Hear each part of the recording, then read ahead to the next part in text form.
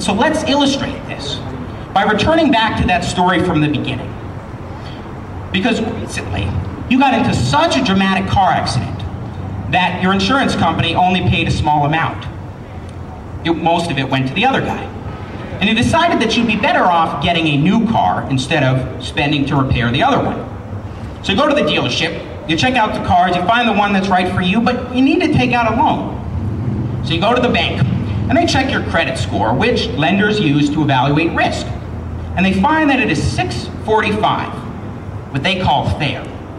But that's in the subprime category, which means that it will be hard for you to get a loan from a mainstream lender. Subprime mortgage crisis ring a bell? The people who got those loans couldn't qualify for or afford your typical mortgage loan. And so the loan you'll need to take out for this car is a 60-month loan at a 12% interest rate. 60 months, 12%. If you wanted a house, interest would be nearly 8% over 30 years. That is a credit score of 645. That is bad for any one of us. And that, according to the business creditloan.com, is good old Uncle Sam's credit score. They did some calculations and came up with that number. And here, let's take a look at a few of the components of this credit score.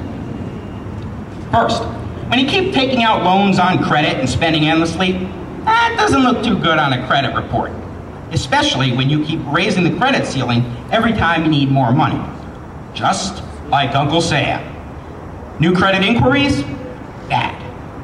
And of course, if you owe 4 times the amount of money that you're making in a given year, and you keep raising that credit limit, your debt level's not going to look too good either. Uncle Sam's debt level? Very bad. Now, his payment history is very good. He's never missed a payment. The government's been borrowing since 1776, and over the years, it's built up a good credit history, especially during wars and financial collapses. But just in case Uncle Sam's about to miss a payment, he can always print a little more money. But there's a problem with that, and that's that it drives down the value of the dollar. Recently, in the words of blues master Buddy Guy, the dollar done fell. The value of the dollar has decreased substantially, causing various nations to rethink their holdings of our debt. For example, the New York Times reported that China, to which we owe $500 billion, is already worried about our ability to pay back our loans.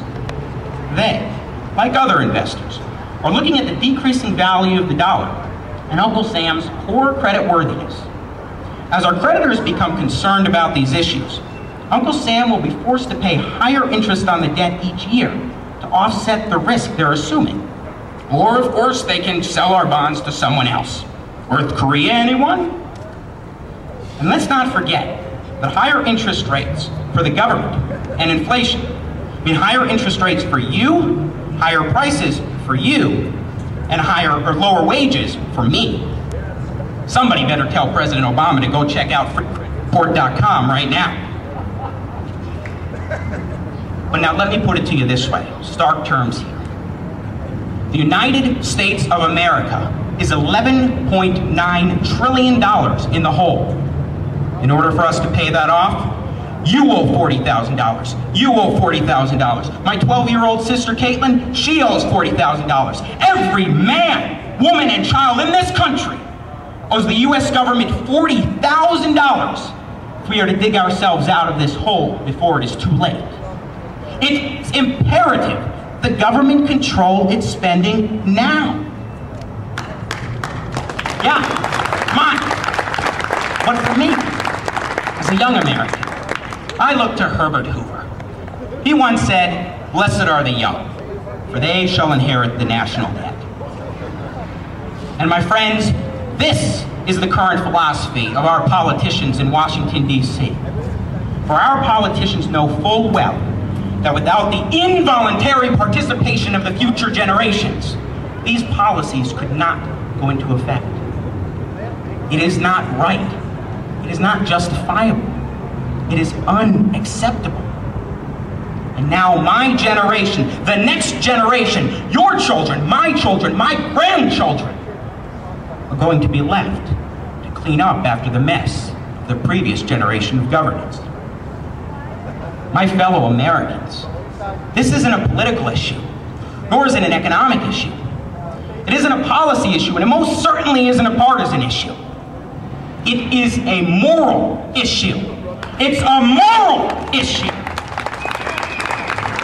For as Thomas Jefferson, writer of our Declaration of Independence, for as Thomas Jefferson once said, loading up the nation with debt and leaving it for the following generations to pay is morally irresponsible.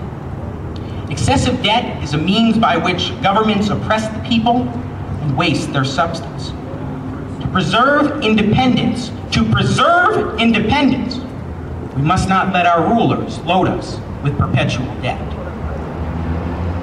So let us return one more time to my opening story about you, the parent in a family of 5. Because the danger of you getting into this vicious cycle of debt is unbearable enough. Unlike the government, if you are overcome by catastrophe, you may have no way out.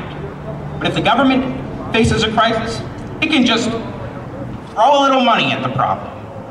And yet, my fellow Americans, if the government expects we, the people, to live within our means, is it not the right of the people to expect that their government, our own government, will do the same? My fellow Americans, the United States of America is on an unsustainable path toward fiscal ruin. If the federal government does not take decisive action soon to stem the tide of a growing fiscal crisis, then the destiny of this great nation will forever be in jeopardy. But there is hope. It is not too late. So long as we stand up, so long as we fight for principle, so that this nation will no longer incur so much debt that it will be generations from now that will be required to pay this off. Let us remember the words of Thomas Jefferson, and let us recognize the danger, the inherent danger in this. For this is a great nation, and I pray to God that 50 years from now, our nation remains in the same state in terms of the liberty and freedom that we have all cherished for so long, and must indeed fight to preserve. Thank you very much. May God bless America.